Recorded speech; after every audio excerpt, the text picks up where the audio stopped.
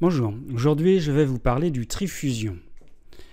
Alors le tri-fusion, c'est un algorithme de tri sur un tableau et on doit obtenir à la fin donc un tableau trié. Alors il existe plusieurs algorithmes de tri.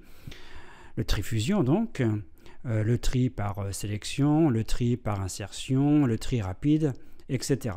Alors les langages de programmation comme Python contiennent par défaut des fonctions de tri sur des tableaux, sur les listes. Par exemple, en Python, il y a sort ou sorted qui permettent donc de trier donc, des listes, soit des listes de chaînes de caractères, soit des listes de nombres. Alors, c'est de l'algorithmique avant tout, hein, ce ne sera pas forcément évident, hein, parce qu'il y aura quelques petites démonstrations, ce n'est pas que de la programmation en Python. Et cette fonction donc fusion est une fonction qui est à la fois dichotomique et récursive. Donc il faut avoir quelques connaissances en récursivité pour comprendre le mécanisme du tri-fusion. Alors pour faire du tri-fusion, on a besoin d'abord d'une fonction qu'on va appeler fusion. Alors ici, voilà la fonction donc fusion au tableau. Que fait la fonction fusion? Déjà, elle a en paramètre deux tableaux qui sont supposés triés. Donc, on a deux tableaux, tab 1 et tab 2, qui sont triés. Et les fusionner, ça veut dire que ça va renvoyer, ça va retourner un tableau, un seul tableau à partir de ce deux-là qui sera trié. Donc, ici, au départ, T, c'est le tableau qui est vide, il n'y a rien dedans. Et on va rajouter au fur et à mesure les éléments de tab 1 ou de tab 2, de façon qu'à la fin, T contienne tous les éléments de tab 1, de tab 2, mais avec des éléments qui sont triés. Alors, comment on va faire? Donc ici, j'ai mon tableau, ici, tab 1 qui est trié, et j'ai mon tableau tab 2 qui est trié. Je vais avoir un indice J qui au départ vaudra 0, et un indice K qui au départ vaudra 0. Ce que l'on va faire, on va parcourir ici les éléments de tab 1, c'est-à-dire que J va se déplacer, prendra la valeur 0, 1, etc. jusqu'à la dernière valeur qui est la taille de tab 1 moins 1, et pareil pour K. Donc il va y avoir un décalage successif de J et de K. Et ce qu'on va faire des comparaisons. Donc on va comparer par exemple ce premier élément à celui-ci. Si c'est celui-ci qui est plus petit, eh bien on va le rajouter à T. Et on va décaler d'un rang J. Sinon, si c'est celui-ci qui est le plus petit, ça sera le contraire. Ça sera celui-ci, cet élément qui va être rajouté à T, et on va décaler l'indice K. Donc on comprend bien que l'on s'arrête quand J et K se trouvent à la fin.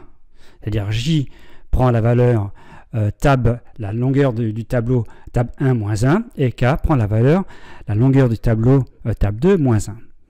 Et à la fin, donc, on aura un tableau T trié. Donc, dans l'algorithme, il va y avoir un tant que. Tant que J strictement plus petit que L1, donc L1, ça va être la taille de tab 1, ou K strictement plus petit que L2 qui est la taille du tableau tab 2. Alors pourquoi je mets ou? Parce que cette condition sera fausse quand les deux ici seront fausses. Ça veut dire quand J sera égal à L1 et K sera égal à L2. Et dans ce cas-là, ça arrêtera la boucle tant que. Et on fera exactement les comparaisons que j'ai exposé juste avant. Sauf que si on écrit comme ça, cela ne fonctionne pas.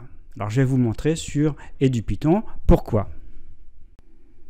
Alors voilà la fonction que j'ai appelée fusion ter. Vous avez donc tab 1 et tab 2. Donc j'ai mon tableau T au départ qui est vide. J'ai bien J qui au départ vaut 0 et K qui vaut 0. J'ai appelé L1 la longueur de tab 1 et L2 la longueur de tab 2. Et j'ai bien fait tant que J plus petit strictement que L1 ou. Et donc je regarde, donc j'appelais X, c'est l'élément d'indice J de tab 1 et Y, c'est l'élément d'indice K de tab 2. Et si X est plus petit ou égal à Y, eh bien je rajoute X à T et je décale l'indice J d'un rang, et sinon je fais le contraire. Puis à la fin, quand la boucle se termine, eh bien, je retourne T. Donc ici, j'ai pris à la fin donc deux tableaux, TA et TB, qui sont donc, vous voyez, triés, et je fais ici fusion TA-TB. Donc regardons ce que ça la donne. J'exécute. Alors ici, j'ai mis tout ça en commentaire parce que, évidemment, le programme contient d'autres fonctions fusion et bien sûr contient la fonction qui nous intéresse, qui est la fonction trifusion. Et là, il y a l'erreur typique list index out of range.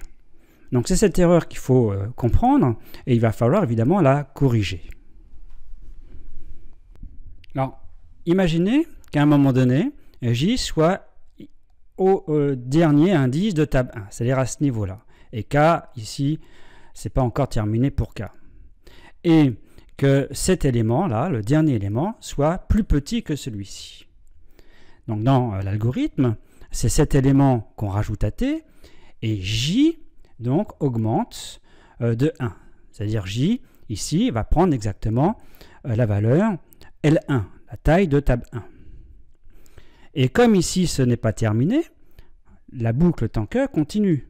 Et dans la boucle tant que, il y a une comparaison entre l'élément d'indice J de table 1 et l'indice K de table 2. Sauf que l'élément d'indice J de table 1 n'existe pas, puisque J, c'est ici la longueur de table 1. Donc c'est pour ça qu'il y a une erreur.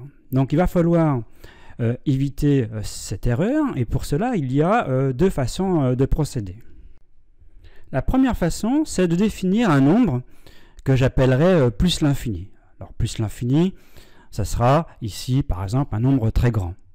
Et ce x, je le rajoute à la fin de table 1 et je le rajoute à la fin de table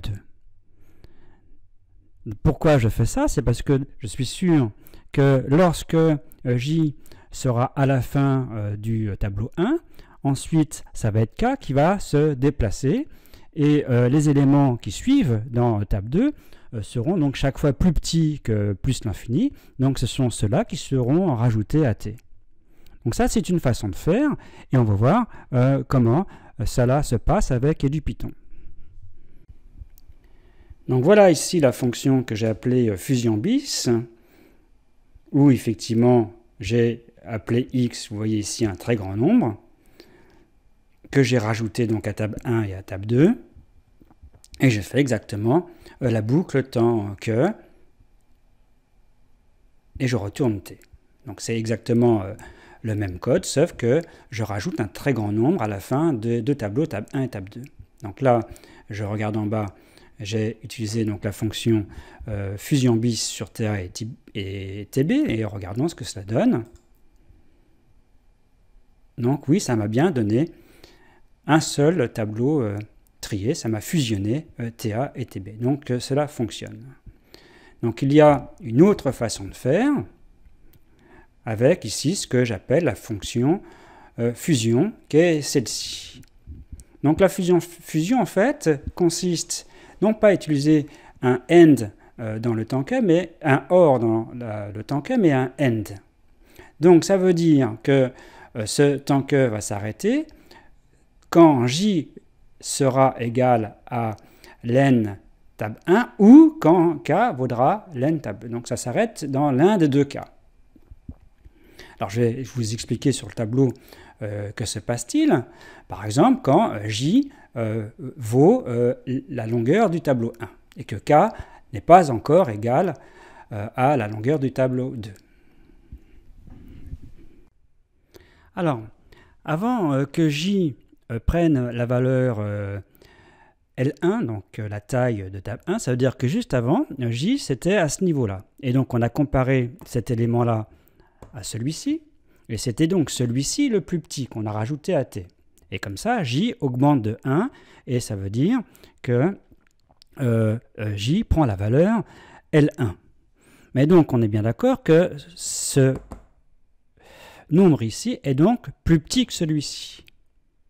Et comme il est plus petit que celui-ci, il est plus petit que tous les autres qui suivent ici. Parce que ici, table 2 est un tableau trié. Donc ça veut dire que tous ces éléments ici sont donc plus grands que celui-ci. Et donc il suffit de rajouter ici tous les éléments à t. Donc il suffira simplement de rajouter, il n'y a plus de comparaison à faire.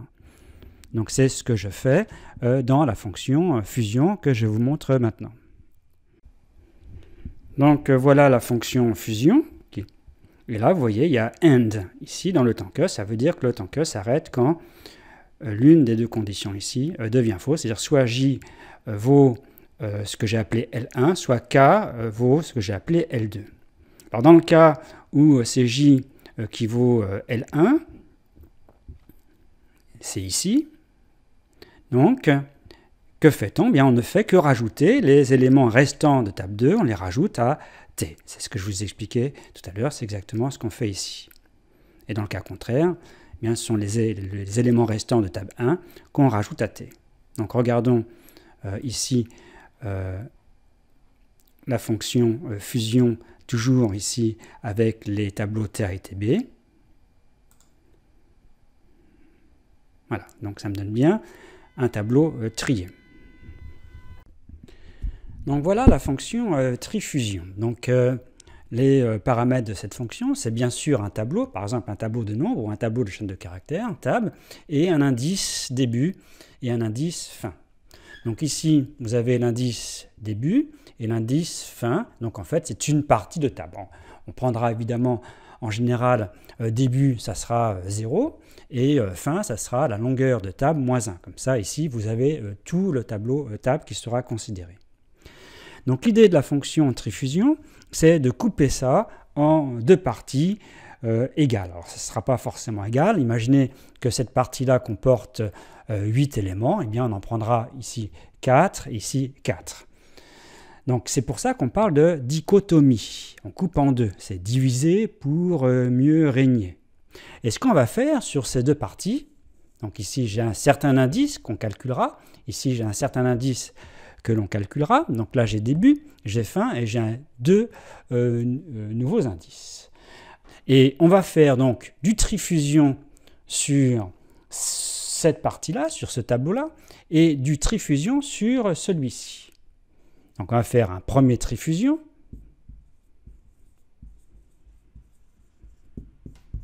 Donc ça va être en fait toujours sur le tableau tab, mais avec comme indice début, ça sera toujours début, et l'indice fin, ça sera celui-ci comme indice. On fera un deuxième trifusion sur, comme, donc toujours sur tab comme paramètre, mais on prendra comme début cette fois-ci cet indice, et comme fin, ça sera cet indice-là. Deuxième trifusion, et ensuite on va fusionner ces deux tableaux, parce que trifusion, que fait trifusion ici? Ça va simplement me trier ce tableau-là, ça me renvoie un tableau trié avec ces éléments-là, et le deuxième trifusion, ça me renvoie un tableau trié avec ces éléments-là, et donc après on fusionne. Donc il y a deux fois trifusion qui est utilisée, puis après il y a fusion qui est utilisée. Donc vous voyez, c'est dichotomique, puisque chaque fois on fait du trifusion sur la moitié du tableau, et après on fusionne. Et comme c'est la fonction trifusion qui est elle-même appelée à l'intérieur de trifusion, elle est bien récursive. Alors on va voir ce que ça donne sur Python au niveau de la programmation, puis on va voir comment ça se passe au niveau des différents appels. Alors voilà la fonction trifusion, donc sur un tableau avec les deux indices de début et de fin. Bien. Alors comme c'est une fonction récursive, il faut absolument qu'il y ait une condition d'arrêt des empilements successifs des appels de trifusion. Alors la condition d'arrêt, ce sera simplement quand les deux indices seront égaux. Eh bien, dans ce cas-là, on retourne un seul tableau et qui est constitué de l'élément correspondant de tab. Tab début ou tab fin. Et sinon, on prend un indice qui est à peu près l'indice du milieu et on fait du trifusion sur la partie, la moitié, je vais dire, gauche, et ici, après, du trifusion sur la moitié droite. Et ensuite, on va retourner tout simplement la fusion de ces deux tableaux T1 et T2. Regardons ce que cela donne ici. Je vais effacer ici tout ce qu'il y a dans la console Python et je vais donc ici appeler la fonction trifusion sur ici le tableau TC, qui est donc pas trié, hein, comme vous le voyez, et de 0 à la longueur de TC-1. En fait, je prends tous les éléments du tableau TC et je veux trier. Et vous voyez, ça m'a bien renvoyé tout le tableau TC, mais trié. Alors remarquez ici que la fonction trifusion ne change pas tab. Tab ici ne change pas, ça renvoie à un nouveau tableau. Alors on va regarder maintenant comment ça se passe au niveau des différents appels de la fonction trifusion pour comprendre. Donc ici je vais faire du trifusion sur ce tableau qui est constitué de 8 éléments. Et je vais le faire évidemment de l'indice 0 à l'indice 7, c'est-à-dire je trie tout. Alors quand on regarde, donc début c'est 0 et fin c'est 7. Donc on regarde le trifusion là-dessus, on regarde si début est égal à fin, ben, ce n'est pas le cas. Et sinon, que fait-on? Eh bien on fait d'abord du trifusion sur la moitié gauche. Donc sur le tableau 20, 5, 1, 9, avec début égale 0 cette fois-ci, et fin c'est 3. Et on regarde, évidemment, début n'est pas égal à fin, et donc cette fonction trifusion appelle trifusion encore une fois sur la partie gauche. Donc ça va faire du trifusion sur le tableau 25. Toujours pareil, début n'est pas égal à 5, donc ça fait du trifusion sur la partie gauche. Là, début est égal à fin, donc ça va me renvoyer en fait ici, simplement le tableau est constitué de l'élément 20. Et ça revient en arrière, parce que cette fonction n'a pas été terminée. Et donc ça fait le trifusion ici sur la partie droite. Or, sur la partie droite, il n'y a que 5, donc ça ne me renvoie que 5. Et ensuite, la troisième instruction, c'est que ça me renvoie ici la fusion des deux tableaux 20 et 5. Donc ça me renvoie le tableau 15-20. Donc ça termine cette partie-là, donc ça va revenir en arrière. Et ça va faire ici la partie droite. Cette partie droite va faire la partie gauche, ça ne fait rien, ça revient en arrière, ça va faire la partie ici droite, ça va me trier. Et maintenant, comme on a fait, vous voyez ici ces deux parties, ça va me faire la fusion de ces deux tableaux. Donc toute la partie gauche initiale est terminée, ça revient en arrière et ça va aller à droite cette fois-ci. Ensuite, ça va faire ça, ensuite ça, ensuite ça, ensuite ça. Ça me fusionne, ça revient en arrière, ça fait la partie droite, ensuite la partie gauche, ça remonte, la partie ici droite, ça me fusionne et ça me refusionne. Maintenant, j'ai terminé, la dernière instruction, c'est de fusionner et ici, ça me fusionne et ça me donne bien ce qui était attendu. Alors, je vais vous parler de complexité de cet algorithme trifusion. Alors, qu'entend-on par complexité? Il y a plusieurs sortes de complexité. Il y a la complexité en temps et la complexité en espace. Alors ici, c'est plutôt la complexité en temps. Alors, pour déterminer cette complexité, il faut s'entendre par le nombre d'opérations. Donc ici, ce que j'avais appelé comme opération, ce sont des comparaisons. Bon, évidemment, il y a d'autres choses qui se passent en mémoire. Par exemple, simplement ici, vous voyez bien, on rajoute des éléments dans un tableau. Donc ça, ce sont également des opérations et ça prend du temps. Donc là, je compte uniquement les comparaisons qui sont en fait, le nombre de comparaisons.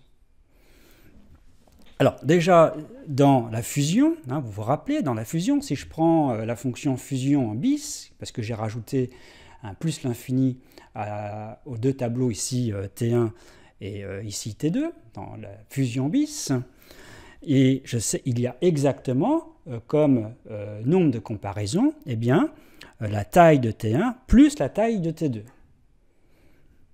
Donc autrement dit, c'est ce que j'ai appelé n ici. Ici n, c'est la taille du tableau initial.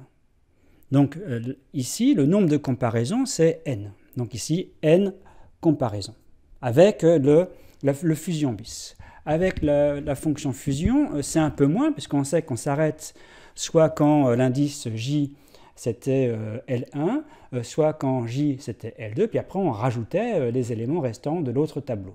Donc il y avait moins de comparaisons. Bien. Alors pourquoi j'ai pris 2 puissance p? Simplement pour être sûr que n divisé par 2, eh bien, ça soit un entier chaque fois, puisque ici, ça sera donc un indice qui sera utilisé.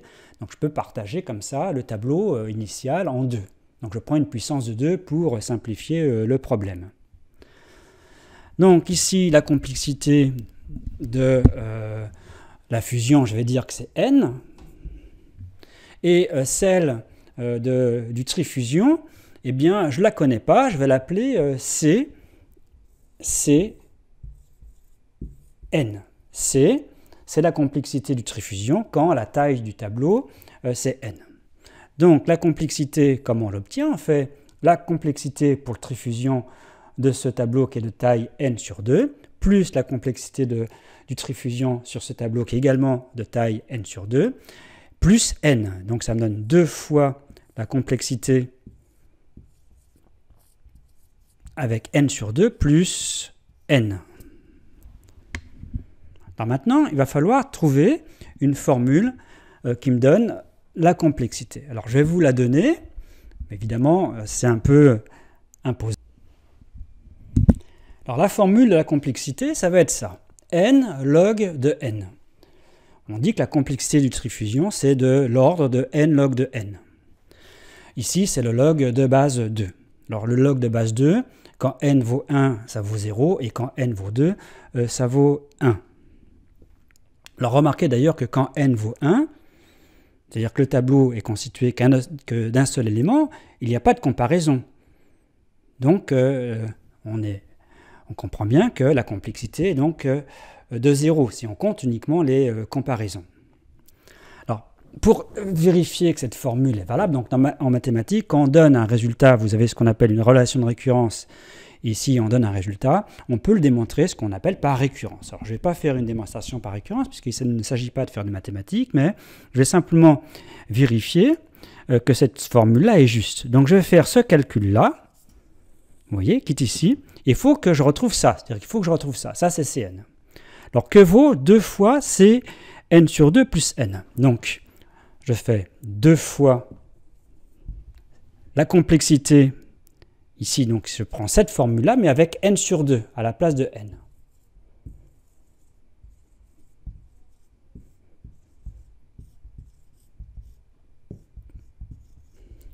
Bon. Alors déjà, vous voyez que 2 simplifie. Il me reste ceci, log de base 2 de n sur 2. Or, ça, c'est log de n moins log de 2. Un peu de maths. Donc, ça me fait n facteur de log de 2 de n moins log de base 2 de 2. Or, log de base 2 de 2, c'est 1. Et ici, plus n. On développe, vous avez moins n, vous avez plus n, il vous reste n log de 2 de n. C'est bien ce qu'il fallait trouver. Donc, cette formule paraît juste. Donc pour terminer ce cours, on va dire, d'algorithmique, puisque le trifusion, c'est un bon exemple d'algorithmique. Au niveau de la complexité, donc j'ai parlé de complexité en temps ici et en espace. Donc bien sûr, on n'a pas considéré tous les rajouts d'éléments, tout ça, ça prend du temps, simplement des comparaisons. Et également la complexité en espace. Alors en espace, c'est-à-dire l'espace mémoire utilisé, donc on sait que les fonctions récursives, ça prend de l'espace mémoire. Donc là, ce n'est pas très performant en espace. Par contre, le trifusion est performant en temps. Donc la complexité en temps est bonne. Alors il y a d'autres algorithmes de tri, par exemple le sort en Python, ce sont en général des complexités qu'on appelle quadratiques, c'est-à-dire c'est de l'ordre, donc on met un grand O de n². C'est moins bien que la complexité du trifusion. Mais la différence, c'est que certains algorithmes de tri, il y a des complexités dans le meilleur des cas, parce que dans le meilleur des cas, ça peut être rapide, et il y a la complexité dans le pire des cas, et il y a également la complexité en moyenne. Donc dans certains cas, le meilleur des cas, ça peut être simplement d'ordre n, sachant qu'au départ, la taille du tableau, c'est n. Et que dans le pire des cas, c'est plutôt du n carré. Donc ça peut être variable selon les situations. Dans le cas du trifusion, c'est de l'ordre de n log de n, qui est quasiment, on dit linéaire, mais ce n'est pas tout à fait linéaire, mais c'est une complexité qui est donc intéressante.